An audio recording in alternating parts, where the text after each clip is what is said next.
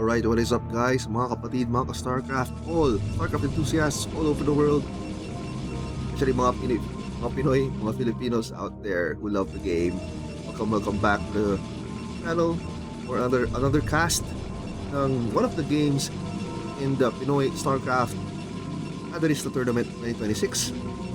So we have here a Protoss versus Protoss matchup between AseroPH is yellow Protoss on lower left side of the map, and again going against the rock PC at purple or violet Protoss on the upper left side of the map.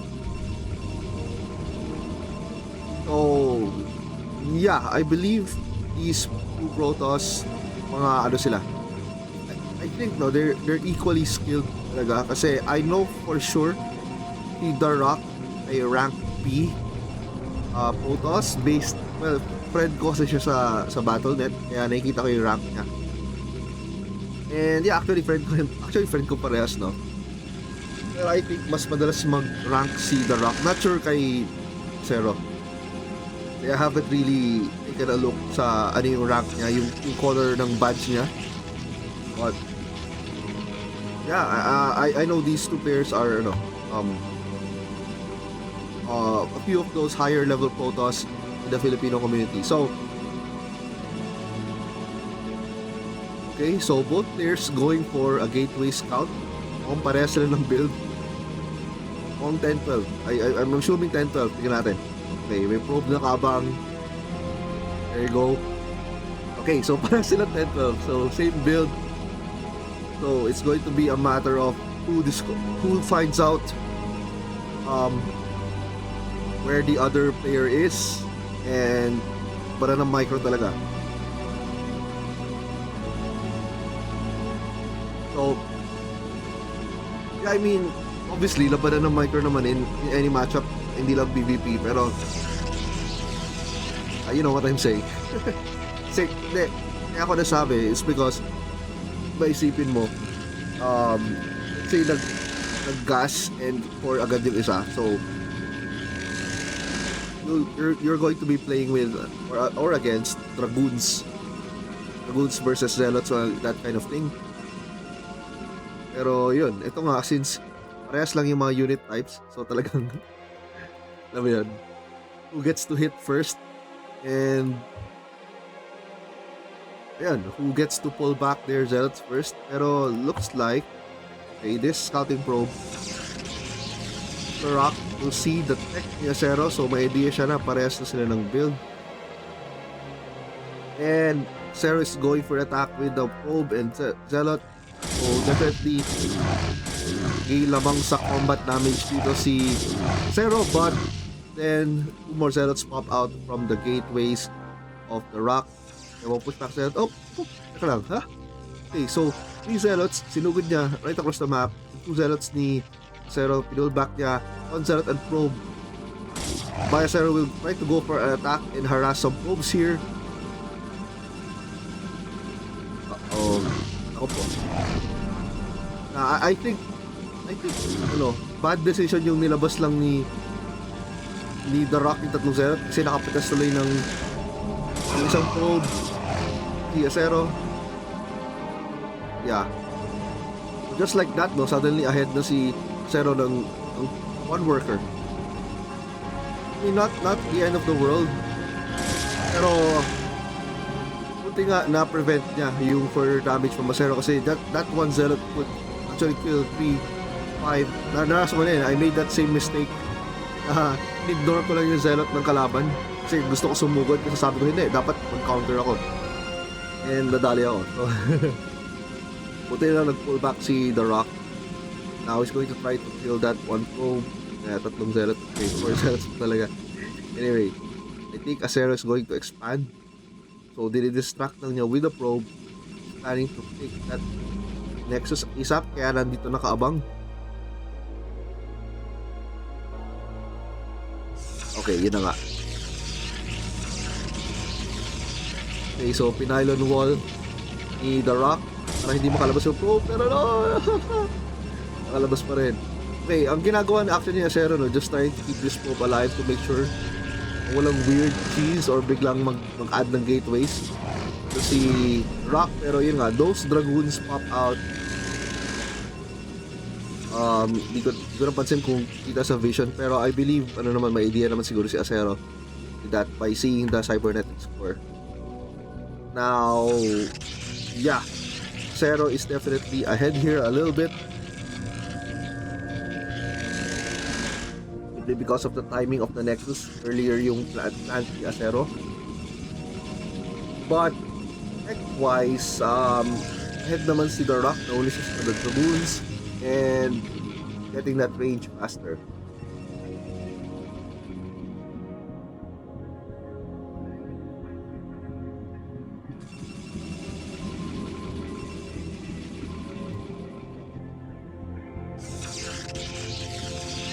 Okay. That scouting probe by Asero got taken down and nagplant na ng photon cannon si The Rock. So this is I believe this is just a safety cannon just in case my Dark Templar.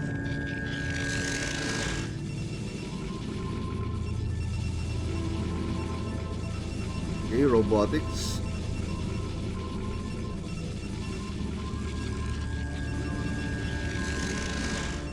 Okay, so both players on a defensive stance right now.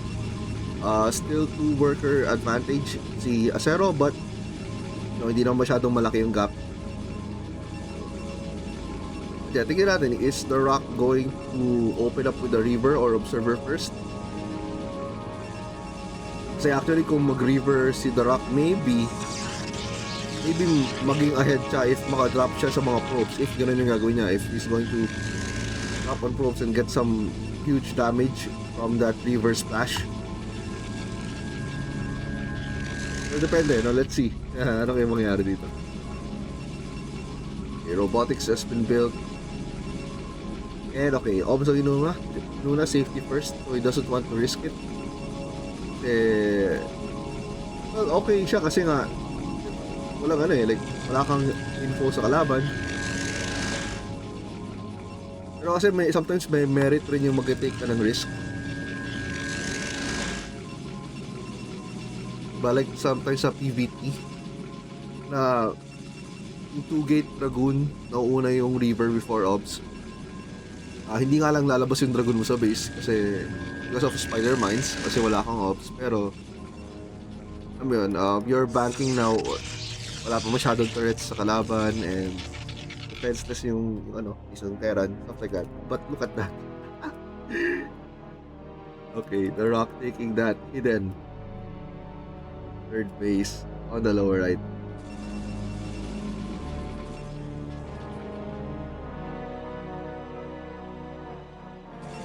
I don't know if there's such a thing as free cheese, pero mukhang ito yun.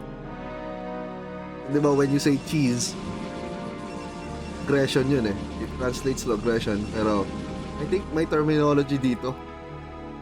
No? Yung sa yung ninja base, hindi ko lang sure.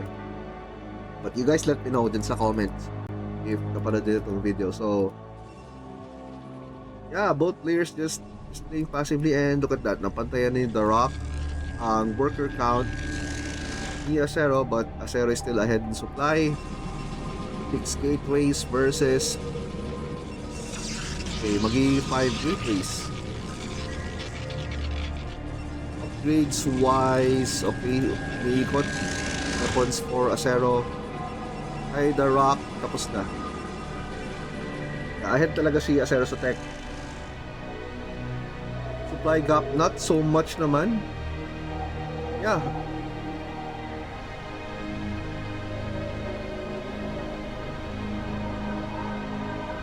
Etong base, hindi mapansin ni Asero. Nako, sobrang laki na lead ni The Rock.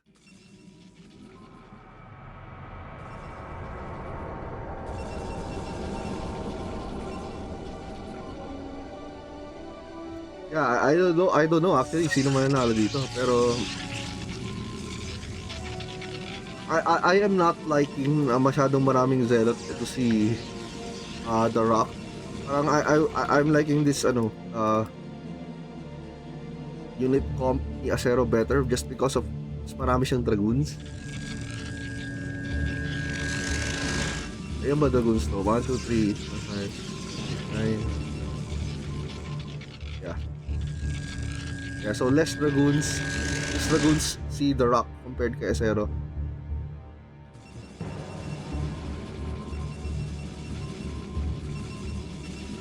Okay, Citadel.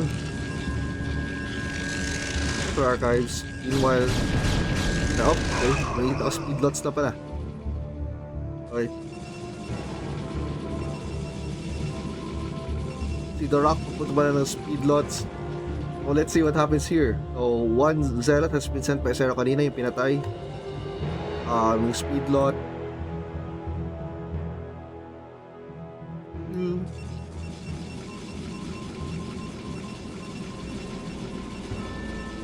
Oh my gosh, sino kaya manalo dito? Both players, naka plus 1 na. Ko plant ko ulit ang Nexus. Okay, I think dapat mag-add na ng yung supply block ngayon si The Rock. That is not good. Greedy. Super greedy moves. Pero I guess itong third na to parang sinabayan lang niya si Asero para hindi makasuspect ng hidden base.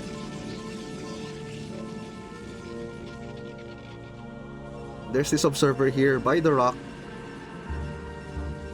Ano, si Asero wala palang obs. Just realized.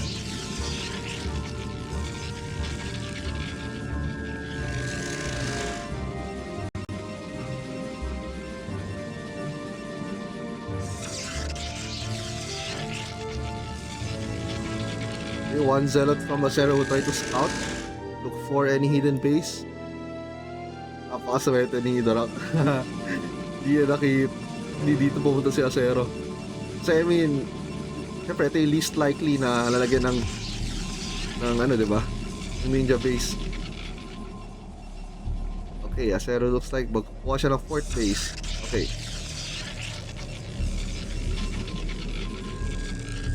So right now, ahead pa rin si Asero Supply, pero ahead sa worker si The Rock. Oh my gosh, ano kayong mangyayari sa bakbakan?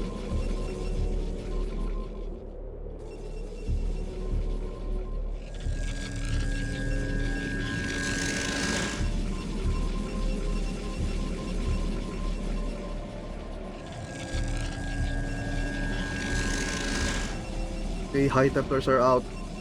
Pwede na, okay. Like The Rock is going to make a move.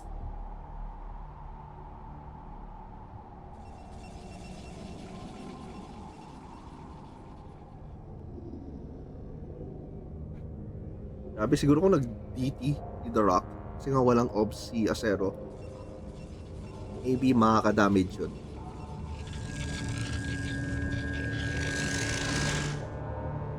Maybe.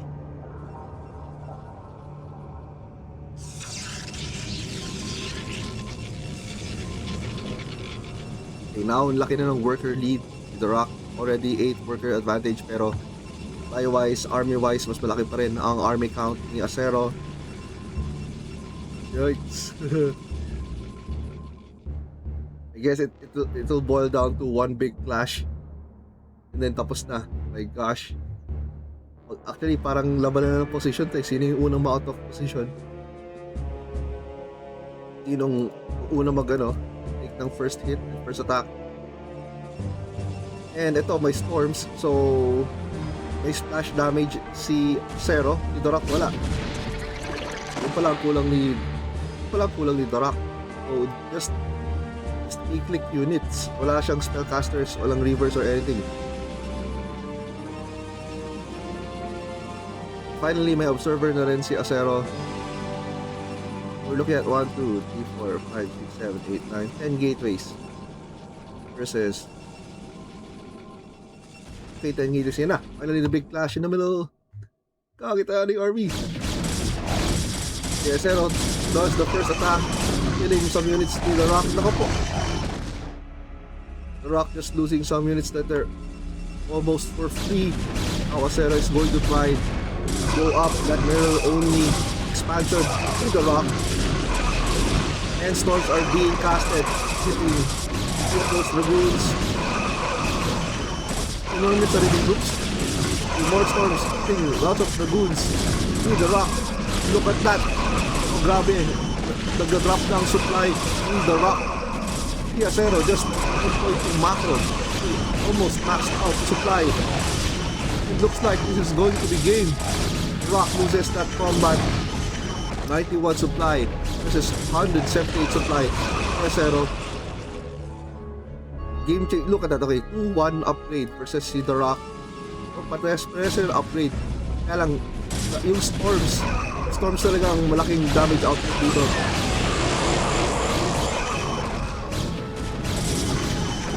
I think this is game over for The Rock. Naubos ang troops. Look at that, 174 supply versus 69.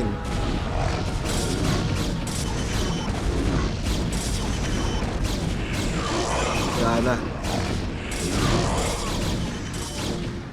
Yeah, so two things happened in the clash. Isa yung unang umatak si Asero, pangalawa, maraming storms available for Asero. Eh, parang yun lang yun yung talagang big factor. Positioning and StarCrafters. Talagang not halos pantay sila. In fact, I believe lamang si Rock wise and economically. Yeah, Asero just had the upper hand because of the unit composition.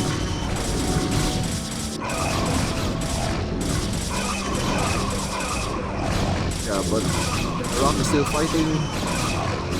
Siyempre, hindi naman niya alam kung ano yung meron si Asero right now. He cannot see the supply count. Same as tayo, mga observers.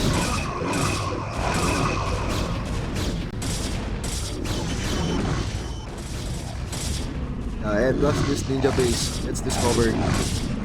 Wala nang lusot.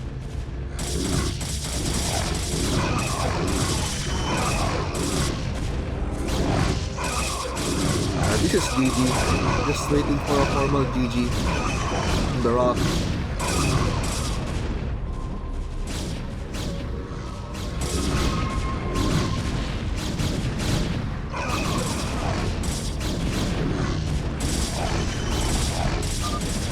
And GG has been called. Alright, so that's game number 1 between Asero and The Rock. Score is 1-0 in favor of Asero. Alright, what is up guys? Welcome to game number 2 between AseroPH and The Rock. So spawning here on the upper right side of the map. Natin baguhin colors, pero hindi. Hindi sila na top versus bottom. Anyway, on here on the upper right side of the map, we have our flesh-colored Protoss player, The Rock PC. And on the lower right side of the map, our magenta Protoss player, we have AseroPH. Yeah, as you've seen last game, nakita nyo, diba, like, all boils down to micro talaga, since both of you have the same tools and how you want to use them. In any mirror matchup, pares kayo na ano kayo, equal footage kayo talaga kayo in terms of ano yung mga tools and available to you na combat your choice, like nangyari last game. Asero went for more storms while The Rock went for more dragoons and zealots. Nanalo si Asero because mas marami siyang mga tech units, marami siyang spellcasters, maraming splash damage, and those storms have been hitting The Rock's army, and yun ang big advantage. And of course, we cannot discount yung positioning and kung who gets to attack first and all that. Mas namatayan pa ng units early before the big clash, no? Parang dahil sa first attack ni Asero, nabawasan ng units si The Rock. Yeah, those things add up, those small things. So, leading to the big combat na nangyari sa mineral-only base ni The Rock. Okay na sana kasi naka-ninja base si The Rock, meron na siyang lead doon, and late na discover ni Asero. But yeah, it is what it is. Let's see, makakabawi ba dito si The Rock, or will this be a 2-0 for Asero? So nandito tayo sa map na knockout, and meron lubog na area here sa just outside the natural. So this is the low ground na kapag tumayo ang ranged units, magmi-miss yung, I mean not all attacks, pero there's a chance mag-miss yung some of the attacks when you're hitting units from the higher ground if nandito nakaposition yung, let's say, yung mga dragoons. And those things lang. Pero sa PvP, I'm not sure if may utilize talaga nila itong area na to, but let's see. So both players doing the same openings. Double gateway, and Zealots first for gas or core, and then yan na.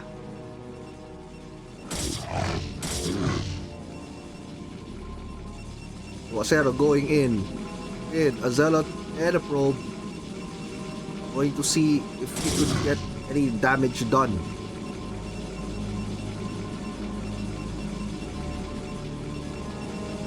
Okay, meanwhile,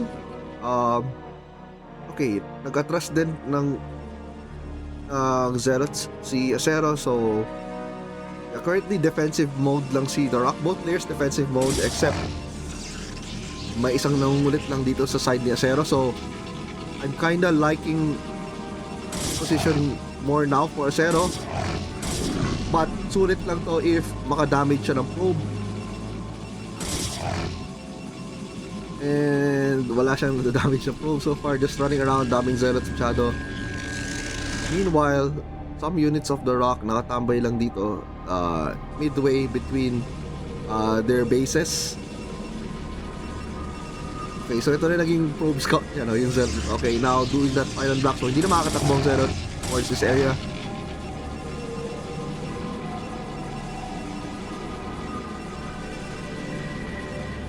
Yeah, it looks like Asero going for that expansion. Okay, ko na napansin. So nauna si The Rock kapag expo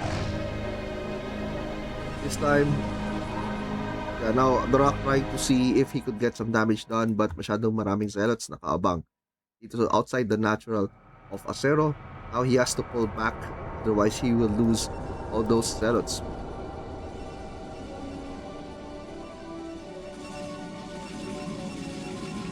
Okay, mukhang namatay yung isang Zealot ni Asero right there.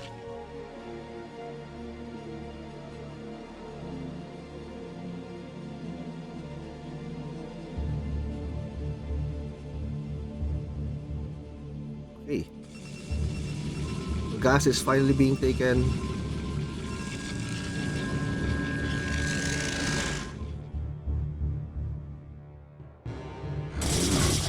Okay, pero bakbak at skisa ng mga Zealots here.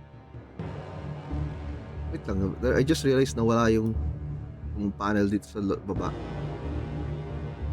Oh, hindi ito. Ayokong ma-open itong production panel. Ayan, okay. Unit panel, okay, yan. Anyway.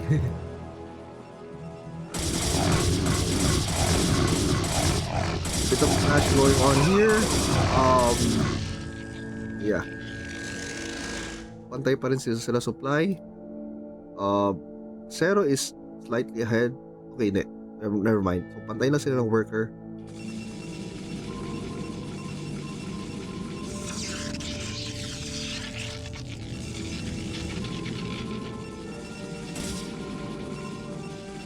The cannons being added by Asero.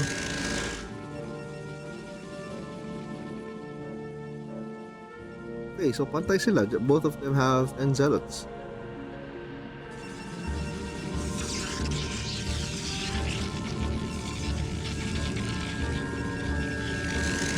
robotics here for the Rock.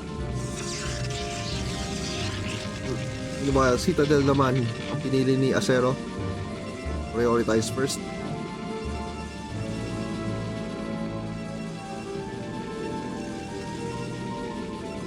So there you go. Mukhang ito na nga. Mag-river na si The Rock. Yung sana hinuhope ko gawin niya na last game na siguro river. Kasi nag-cannons din naman siya. But let's see, no, makaka-damage pang river. Will this actually help him out? Or yung dagdag trabaho lang at sa gabal for The Rock? Yun naman, Asero is adding more gates. The Citadel is already built, and as you can see, Zero leg speed is already being researched. While The Rock is just waiting for the two rivers pop out and load the shuttle.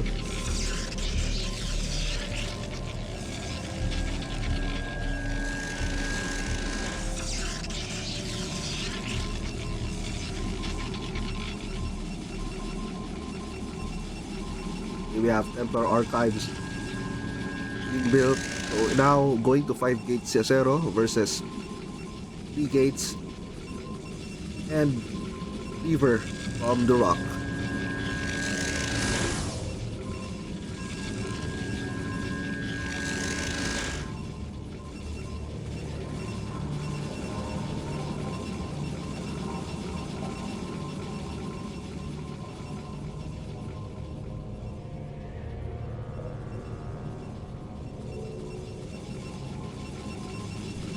And yan na, shuttle on the river. Will this get any damage? Ooh, 5 kills agad. Di napansin ni Asero. Just like that, no? Suddenly ahead na ahead na si The Rock. But that 48 workers versus 36. That's not good. That's not good at all. Now suddenly, ang laki ng jump ng supply na meron si The Rock.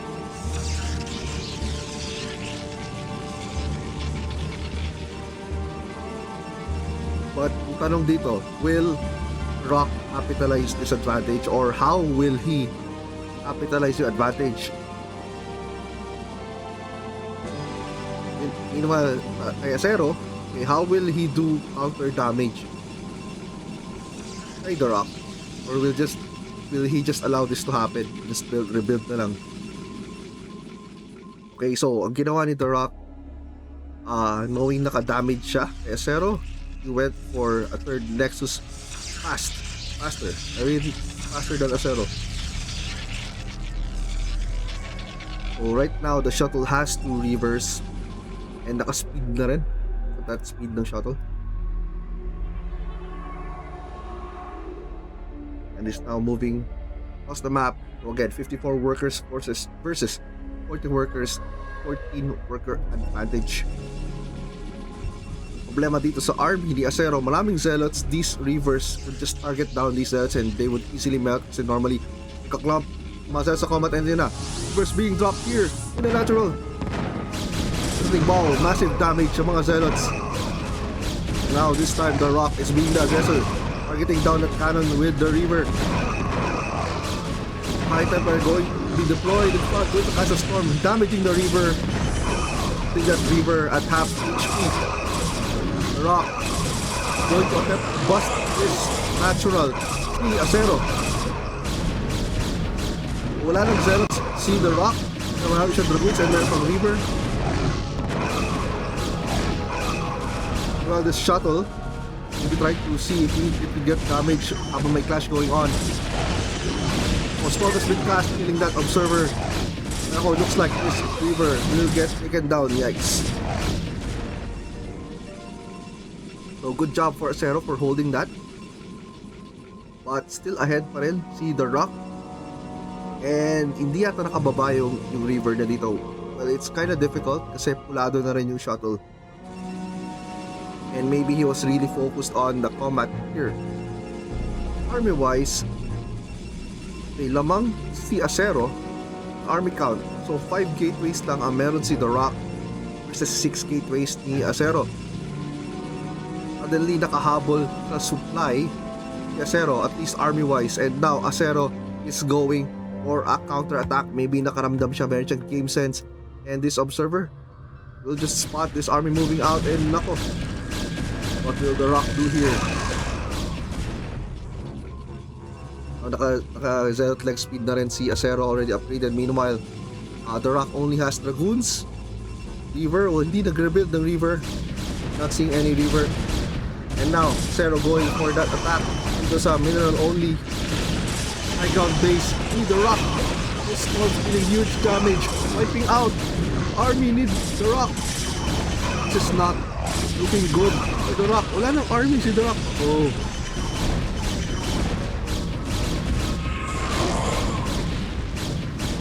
Looks like this mineral only base will get taken down.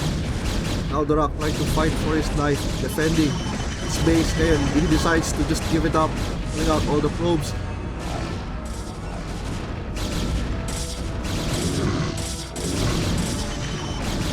Opo, just like that, no, suddenly nagka-advantage si Asero. Kanina si the Rock may advantage. Ngayon, lamang na lamang sa army si Asero. This is not looking good for the Rock. Ang tanong, will Asero go for the kill? Ramdam kaya niya na he can actually go for it na. Ahead pa rin si the Rock's worker, pero army-wise, look at that. No? 20, 21 difference na yan, supply difference. Nasa army naman ni Asero. Meanwhile, Asero just took that third base for himself.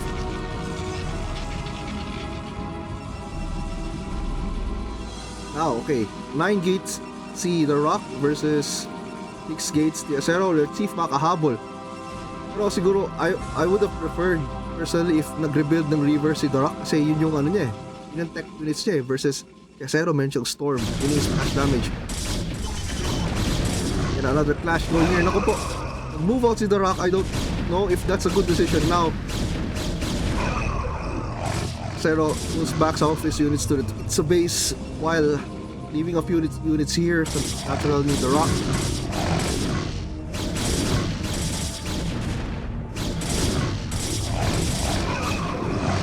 And look at that, Zealots need The Rock trying to harass some Dragoons, kaso masyadong maraming Dragoons. Could easily kill these Zealots.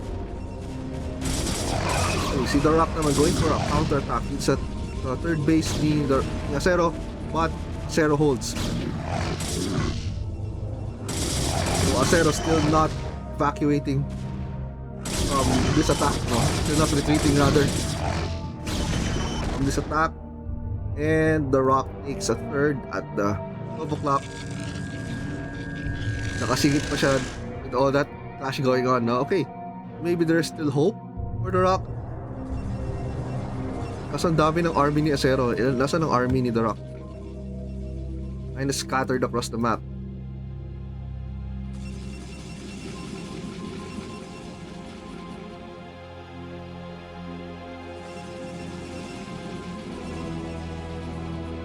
Upgrades wise, ahead si Asero. The weapons, it's 2-1 versus 1-1 ni The Rock. Now, nag-take pa siya ng isang base. Nire-take niya ang mineral only base. Yeah, I really personally think na dapat mag-rebuild ng Reaver dito sa The Rock, because may Storm yung kalaban, siya wala siyang splash.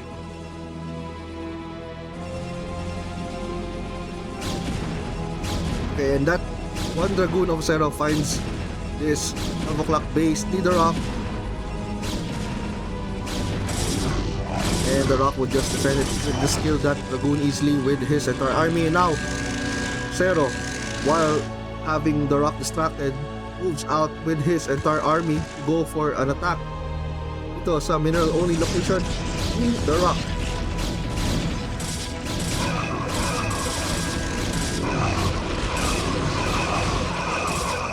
Grabe. Oh, shooting, look at that damage. Killing those Dragoons, grabe. Kita nyo yung impact. Having splash damage. Just like that, Asero wipes out the army of The Rock. Storms talaga ang nagdala. Pero if may Reaver si The Rock dito, maybe iba yung tide ng combat. And now these cells will try to clear this 12 o'clock base. See the rock. Currently ahead pa rin supply. Si Asero, look at that. Kita yung damage yung storm na yan. Makita niyo tumatagos sa shield. Tumatagos sa armor. It's penetrating to the life ng mga dragoons. And GG has been called. That is 2-0 in favor of Asero. So congrats Asero, and GG well played, Rock. So yeah, so thank you guys for watching once again. Thank you for supporting this channel. Thank you for supporting Filipino StarCraft. And yeah, see you on the next video. See you in the live stream.